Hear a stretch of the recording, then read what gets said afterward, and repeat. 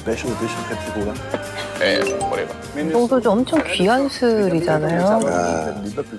Ja, det kan vi godt. Skal vi se? Det her, det er 21. 21. Det er 40. Koster den 10.000? Ja. 60, 64. Ikke med den her. Tror du, den er fin? Jamen, det er fint. Den koster 3 gange så meget som de andre. Nå, 3. Okay. This is a catastrophe. Nå, men du kan godt, hvis det er, så kan du godt sætte den her.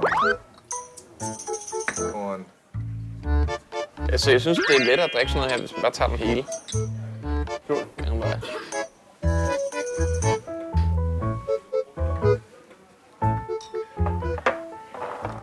Altså, det er fint. Ja. Det er ligesom når du har, altså lige snart du har 40%. Det er meget neutralt, men det, jeg synes, det er lidt sødt. Er det 40%? Ja, start med 40. Okay. Ikke slemt. Skal vi smage på det her soju, eller? Ja, lad os lige prøve den her 21. Altså, jeg har det på fornærmelsen om, at det kommer til at være mindre frisk og sådan drikkelig end 40%. Jeg forventer stadig. 20, den her. Ja. Jamen, så har han lidt af.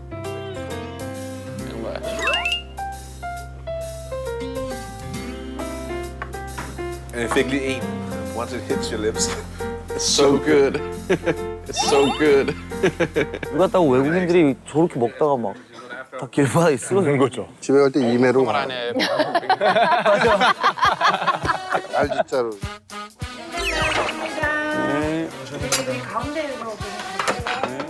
야, 저거는 hold da kæft. 야 저 리얼이구나. 다 했어. 뭐자고? 다 했어. 다 지지. 아 오늘 찜닭 좀 땡긴다. Hold da kæft. 감사합니다. Jeg ved ikke, hvad skal vi have den her til? Jeg tror, det er til knogler. Og de sidder sammen på bordet. Til Jeppe Bukser kan jeg godt vinke farvel til, tror jeg. Ja. Ellers så var den her bedre til mig ikke kan. Så der behøver ikke være kyllingnudler og grøntsager i en bid. Du kan bare spise Spise det, man har lyst til. Ja. Jeg tror måske, jeg lægger en del over min tallerken. Jamen, det må du også gøre. Men ikke. Ja, nu se den. 그렇지 냉면. 아 냉면. 냉면부터. Det er meget normalt at bruge forklæde. De sidder også der med forklæder på. Okay. Skal jeg spørge om saks? Ja, tak. Er der nogen, der kan se en klokke her? Ja. Nu har I fat i den samme. Ja, vi rykker. Skal jeg spørge om saks? Nu har I fat i den samme. 한번 돌려야 돼. 찝고 한번 돌리고. Skal jeg spørge om Det saks? er en tramp. Det er også fordi det hele er sådan gennem væk, når man hiver i det, trækker i det, så... Nu har I fat i den samme. Ja, vi rykker. Skal jeg Det spørge om var saks? Lady in the Tramp. Sådan.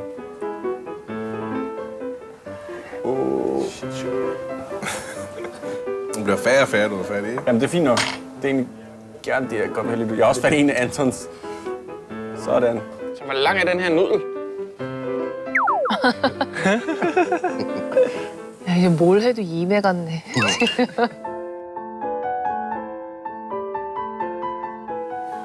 Namaste. Jeg kan ikke få nogen nudler over på den der tallerken. Skal jeg Det spørge om var Lady in saks? the Tramp. Skal jeg spørge om saks? Ja, tak. 혹시 가위 있나요? 가위 있어요? 네. 아, 저기요? Du 감사합니다. skal ikke røre dig, kan jeg godt Nu love dig. kommer der hjælp, dreng. Ja, vi kan... Ja, så brug saksen til at klippe det af. Min personlige... Nej, det kan du ikke. Sådan, dreng. Bum. Mere afsted. Nu er der fart på. Altså, det synes man skal synes kæmpe for enhver bid. 저 당면이 정말 국물을 쫙 빨아들이거든요. 정말 간이 잘 돼. Nudlerne er gode. Inden det kommer gratis i livet, man skal, uden at det får blære sig, så bare det hjemmesyn. Det er jo også primært hvide amerikanske piger, der lavede den der Fire Noodle Challenge. Ja.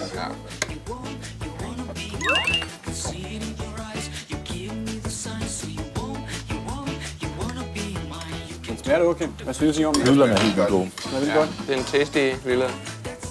Nudlerne er the bomb. Ja, jeg kan godt lide det også. 갑자기 배고프셨어요. 아시 가고 싶어요. 지금 제일 힘든 사람이 사실 크리스텐이에요. 먹어봤으니까 최근에. Kan man få sådan nogle nudler? Kan man få det her i Danmark? Nudler, sådan en slags nudler? Måske nogle specielle steder. Glasnudler. Ja. Der er ikke så mange steder, jeg kunne sige, i København, du kunne tage ind og købe mad med glasnudler. Men det er også bare helt grotesk. Den her koster lidt under 42. Det er 60. Var det værd at gå rundt ude for hele dagen? Hvad er det bedre så? Ej, men jeg vil sige, jeg kan ikke starte. 이메처럼 먹네. 아까 춤을 많이 췄거든.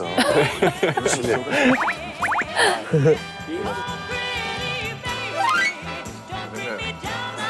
Jørgen Botterød. 찐따는 당면이지. Ja, men du må også godt byde sig lidt ned. Men dreng, jeg synes, at jeg mærke til, at de faktisk er mere glade for nudlerne end kylling. Det er en tasty lille. Eller den er gylde. Ikke bare kun den sovs der. Jeg bruger halvdelen af sovsen, og så blander jeg det med ost og med lidt mælk. Og så laver det sådan en hvid. Men så gør vi bare det, vi spiser fra Men så gør vi bare det, vi spiser fra toppen af. Så spiser alt det, der ligger ovenpå først. Men så gør vi 안 잡죠. 찍어, 그냥 찍어. Alle de der party shots. 포크처럼 이렇게 Fisk i sådan 3 dage streg. Af ingen årsag. De var bare sådan, nu holder vi mexikaner mad tema. Men de her nudler, jeg sejler også med dem, så det kan godt være, at jeg spørger om en saks. Det kan godt gå galt med mit. 잡았어. Du bliver færre og færre, du er færdig. Jamen, det er fint nok. Det er egentlig gerne det, jeg godt vil have. Jeg er også fat i en af Antons. Så for eksempel et tacos, der vi tager på. Så får du en quesadilla og 4 tacos, og det er sådan en person. Ikke tykker. Nej, men jeg tror, det er også igen. Jeg har godt lagt mærke til, når I sidder og deler, I spiser mindre. Nej, ikke. 아우, 진실입니다. Jeg kender vel også hørt om det Fire Noodle Challenge. De går meget her. De tager mange... Ja, det gør vi da. De tager mange 맛있겠다. ture, så man skal op og ned og trapper. Og 우리나라 진짜 맛있는 닭 요리 많다 그러고 보니 닭갈비, 찜닭, 뭐 삼계탕.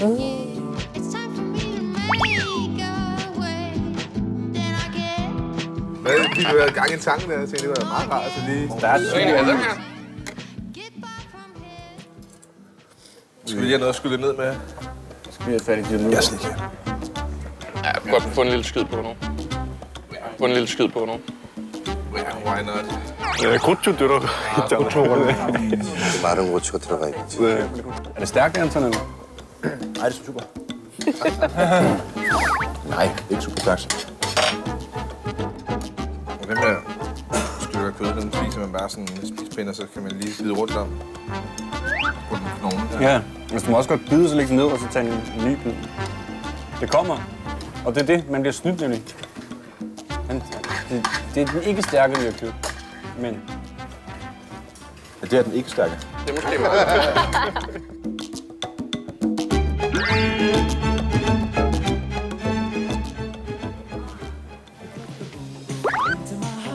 Det der, hvis du kan... What? Nu sidder min pinde fast i kyllingekødet. Det smager godt. 아, 발골. 이야, Ja, det gør. 깨끗해. 그래, 문세윤 같다니까. 식사하는 거.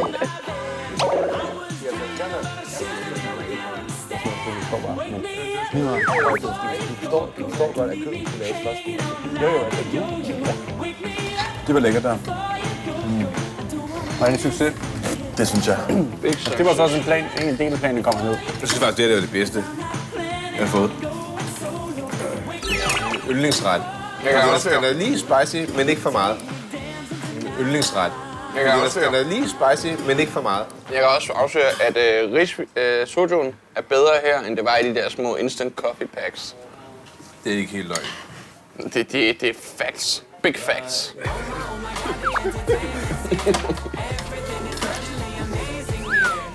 Thank you, my boy. 아, 근데 냈다 너무 잘 먹어서 기분이 좋다. 보면 전체적인 느낌 자체는 계속 휘게를 하고 있는 듯한 뭐 느낌이 Det er 좀 ikke særlig god, den der vi tog inde på... Au resto là, là où il faut aller sur place, c'est du self-service. Ah, c'est le self-service. Ah, c'est le self-service. 셀프 서비스. On voit un peu ce qu'on peut manger. Bah oui. Ok. Et moi je garde le lieu. Tu boirais Du vin On essaierait un petit vin. Ouais, si en tout cas. 주문을 하고 셀프 서비스 하러 가야 되지 않나? 그러니까 주문을 안 한 것 같은데? 셀프 뭐 반찬 이런 거나 dans la poche intérieure de la capuche, là. Oui, là. Moi, je dirais si on a ça, ce sera peut-être plus sympathique. Peut-être sans les accompagnements. Ouais, oui, moi. C'est ça, regarde. On avait Ça dit ça. Ah, ok, ok. Donc on prend ça, tac, tac. Ok. Ok. 5 minutes. Ok. Donc on sert. On se sert, voilà. On se sert, et puis si c'était pas ça, est-ce qu'il y a un plateau? On verra.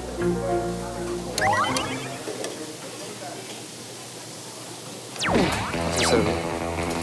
그지 반찬, 반찬. On est 3, j'en prends 3.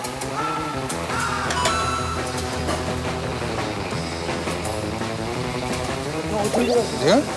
Si? 가져가려는 것 같은데. 가져가는 거야? 저거를? 가져간다. 가져간다. 할머니 안 말려. 아주머니 안 말려. 야. 그거 가져간다고? 아, 그냥 완전 슬픈 줄 알았나 봐.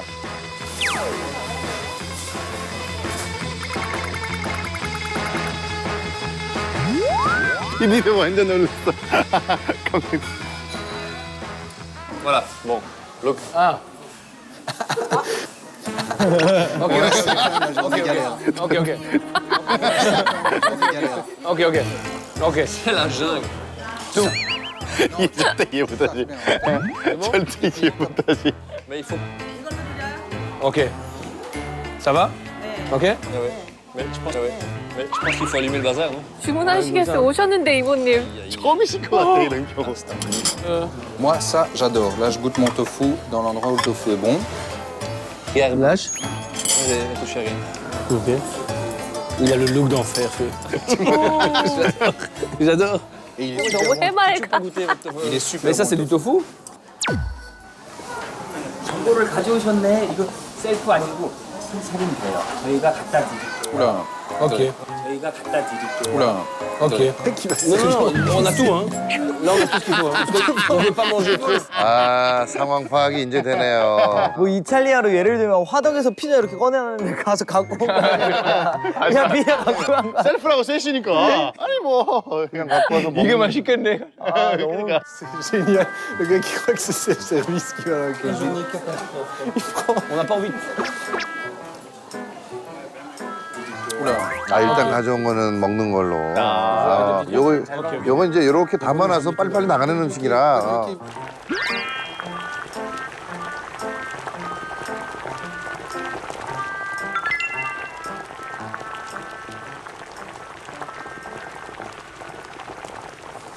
Vous avez mangé ça comment? Comme des chefs. Tu coupes ça? Il le grille un peu comme ça, non? Un petit peu.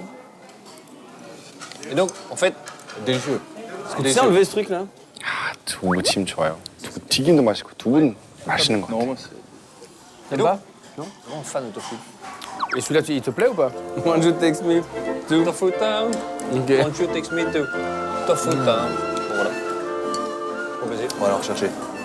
C'est délicieux, hein? J'en prendrais peut-être bien encore un peu, ça. Ça, c'est très, très bon. Tofu nature, ça cartonne. Et d'ailleurs, chez nous, ce qu'on a chez nous, un tofu nature banal que tu achètes au supermarché, ça goûte rien. Ici, tofu nature, t'as quelque chose. Donc, 맞아, 그게 진짜 맞는 말이에요. 우리나라 두부는 이 밑에요. un petit peu. Et donc, oh là Ah, là. tu vois qu'il y a... Ah, tu vois qu'il y a... 따단. 아, 간능 가보고 싶네요, 감사합니다. 갑자기. 저거 반찬만으로도 너무 맛있을 것 같아. 에헤이. 오호. 와. 반찬 좋다. 어우, 잘 나오네, 여기. Attends, c'est quand même magnifique, c'est quand même génial. On a pris une photo de ça pour envoyer. Non? Photo. Allez, photo.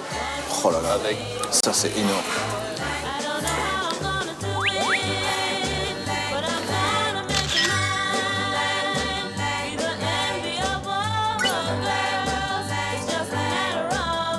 Moi, vos assiettes, ici, comme ça? Pas grave, C'est allumé. L'idée nous a tellement fait. Oui. Quelle technique. C'est énorme. Et faut... Merci. Merci, merci. Ça, c'est quoi cette.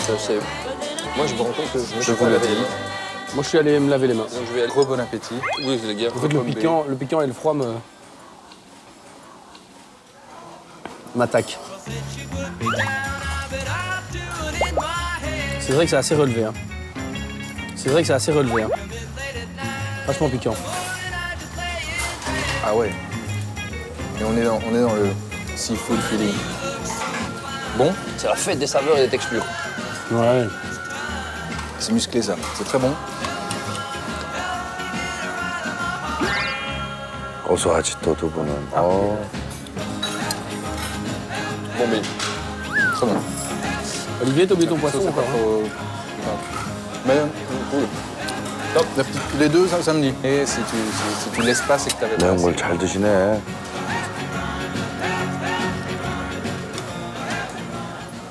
C'est super bon, mais c'est piquant. Oui. On peut en goûter un autre si c'est pas. On peut en goûter on un va pas autre. gaspiller. J'imagine C'est l'équipe ça va qui manger m'embête, ça. moi, c'est le gaspillage. Mais non, l'équipe va manger ça, j'imagine. J'imagine. Ça, c'est fumé, je pense. Ouais, goûte un, il est trop bon.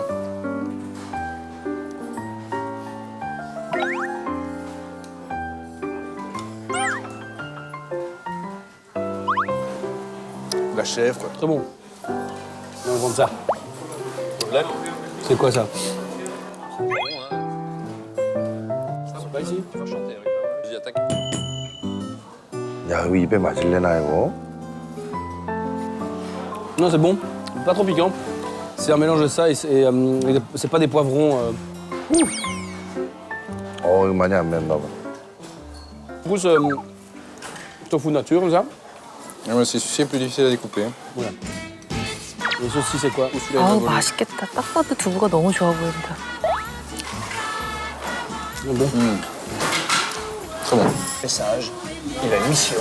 진짜 여행의 반 이상은 먹는 건 것 같아. 맞아. 메뉴 잘 골랐어요, 정말. Il est plus en forme que moi, en tout cas. C'est vraiment très bon. Hein. C'est super bon, c'est juste un peu. On va demander à Ah, de qu'est-ce qu'il y a quoi? quelqu'un qui sait quoi. C'est pas trop piquant. Quelqu'un veut encore un peu des. Ouais, ça c'est quand même piquant, tu sais. 입에 맞는구만. 빨다. 잘 먹네요. 매콤한 거 좋아하시네. Cool. Bon, là, Je vais attaquer ça, ouais. l'attaque. Moi, je goûte le reste. Vraiment très bon. Apprécié. Des soins.